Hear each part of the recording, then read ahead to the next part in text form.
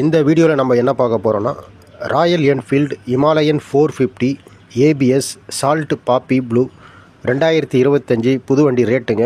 வண்டியில் என்னென்ன ஃபியூச்சர் இருக்குது அதுதாங்க பார்க்க போகிறோம். வண்டியில் என்னென்ன ஃபியூச்சர் இருக்குன்னா, இன்ஜின் சிசி வந்து 452 சிசி கொடுத்துருக்காங்க. Liquid cooler single cylinder type கொடுத்துருக்காங்க. பெர்ஃபார்மன்ஸ் வந்து ஐடி ப்ரொடியூஸ் வந்து 39.47 பிஹெச்பி கொடுத்துருக்காங்க. 40 Nm torque type.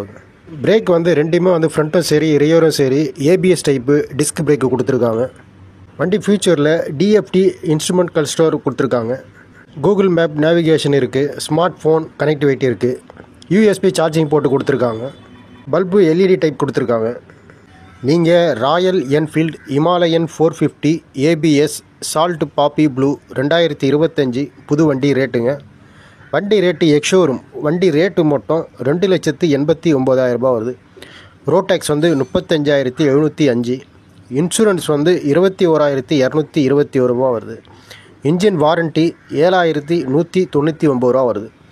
Extra fitting 12,650 வருது. எக்ஸ்ட்ரா ஃபிட்டிங் நீங்கள் வண்டி வாங்குகிற இடத்துல மாட்டிக்கலாம், இல்லை நீங்கள் வெளியே மாட்டினா மாட்டிக்கலாம். அது உங்களோட சாய்ஸ். அது மொத்தம் டோட்டல் வண்டி ரேட்டு 3,65,775 வருதுங்க. ஜிஎஸ்டிலாம் கம்மி பண்ணியிருக்காங்க. ஜிஎஸ்டிலாம் கம்மி பண்ணி ரேட்டு வந்து உங்களுக்கு மாறிச்சுன்னா குறைஞ்சது ஒரு 10,000லேருந்து 20,000க்குள்ளே உங்களுக்கு ரேட்டு கம்மியாகிறதுக்கு வாய்ப்பு உண்டு. இந்த வீடியோ உங்களுக்கு பிடிச்சிருந்தா மறக்காமல் சப்ஸ்கிரைப் பண்ணுங்கள், லைக் பண்ணுங்கள், ஷேர் பண்ணுங்கள்.